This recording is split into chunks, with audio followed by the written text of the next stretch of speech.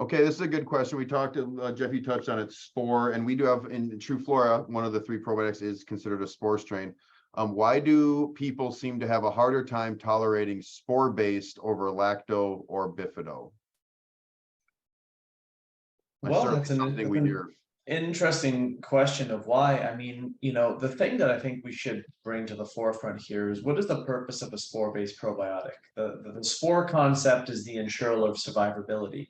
But what most people don't remember is that the purpose of the spore-based probiotic story is to create the environment that allows for lacto and bifido to grow naturally. So if you can bypass that and become much more efficient by just getting them in there, that kind of defeats the whole logic of using a spore over a lacto, because the main argument against traditional kinds of probiotics is their lack of survivability, which we addressed very, very thoroughly in the beginning of this call. I believe that in some cases, because the kinds of spores that people are taking and the quantities that they're taking were not necessarily something that were endogenously intended to be taken by humans at that level.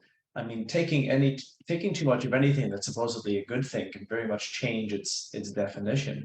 So I think a lot of people are using various kinds of spore-based probiotics and they're going high doses because of a theoretical model or an abstract of what's going to happen.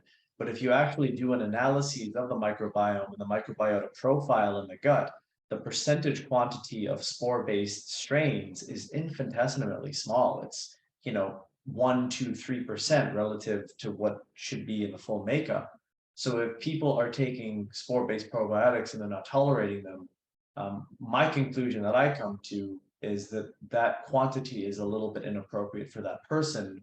And the body is telling you, based upon its response, that what you're doing is actually not something that's good, even though you may be following a theoretical process that seems logical in your head. Spores are things we would get from the environment, but they're not necessarily native to what we as babies are introduced to via the birthing process, the inoculation of colostrum process from mom's milk, and the regular feeding of the oligosaccharides and the fibers in milk were never designed to stimulate the growth of spores. They were designed to stimulate the growth of the endogenous bacteria that the human being was meant to be interacting with. Yeah, and that's your beginning, right? Right, and then at a certain point, babies start crawling around on the ground eating dirt, and their immune systems aren't fully formed until they're 2-3 years old. So there's a year and a half in there where they're getting all kinds of organisms from all over the place, and their immune system is looking at them and saying, friend or foe, create an immune system that says, okay, I can tolerate you, I can't tolerate you. They need to have all of these things, so they're a significant part of creating your immune system, but they are not that large a portion of it from the very beginning, but they are kind of brought into the situation environmentally.